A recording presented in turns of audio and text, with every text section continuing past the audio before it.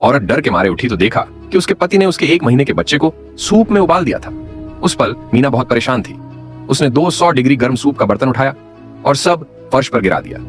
बिना कुछ कहे उसने उसे ढूंढना शुरू कर दिया, लेकिन उसे बीफ की हड्डियों के अलावा कुछ नहीं मिला। तभी उसका पति बच्चे को लेकर बाथरूम से बाहर आया। यह सोचकर कि उसकी पत्नी ने गलती से सूप का बर्तन गिरा दिया है, उसने जल्दी से बच्चे को पालने में रखा और अपनी पत्नी के जले हुए हाथों का इलाज करने चला गया। जैसे ही वह आइस पैक ढूंढने के लिए रेफ्रिजरेटर के पास गया, उसकी पत्नी ने उस पर एक मेटल का बर्तन दे मारा। जब पति फिर से उठा तो उसका शरीर न सिर्फ पूरी तरह से लिपटा हुआ था, बल्कि उसने अपने चेहरे पर चाकू भी रखा हुआ था। साफ था उसकी पत्नी की हालत अजीब हो गई थी। उसने मीना से शांत रहने की गुजारिश की, कहा कि वह बस नींद में चल रहा था और उस पर किसी भूत का साया नहीं था।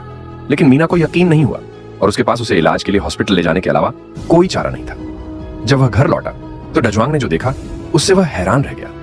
कमरा अनगिनत ताबीजों से ढका हुआ था और खिड़कियां भी बंद थीं। पूरा कमरा डरावना और खौफनाक हो गया था। उसे एहसास हुआ कि मीना पूरी तरह पागल हो गई है। फिर उसकी पत्नी ने उसे एक राज बताया। पता चला कि जब डजवांग सो रहा था तो उसने एक जादूगरनी से अपने लिए एक रस्म करने को कहा था। उसके अंदर का भूत जिद्दी था और जादूगरनी उसे निकाल नहीं पा रही थी, इसलिए उसे उस पर भूत भगाने वाले ताबीज बनाने पड़े, जिससे वह 1 महीने से सुरक्षित था। आज ताबीज के असर का आखिरी दिन था। आज रात आधी रात के बाद ताबीज पूरी तरह से अपनी ताकत खो देगा। दाजवांग को लगा कि मीना पूरी तरह पागल हो गई है और बिना कुछ कहे जाने वाली है। यह देखकर कि उसके पति ने इसे सीरियसली नहीं लिया, उसने एक औरत को बाथरूम से घसीटा। यह औरत उस बूढ़े आदमी की बेटी थी जो नीचे मर गया था। उसने बूढ़े आदमी के भूत को पति के शरीर से निकलने के लिए मजबूर किया और धमकी दी कि अगर वह नहीं मानी तो वह लड़की को मार डालेगा। पति चुप था। यह देखकर कि मीना किसी की जान लेने वाली है, उसने जल्दी से अपनी पत्नी को पकड़ा और उसके हाथ से इलेक्ट्रिक ड्रिल छीन ली।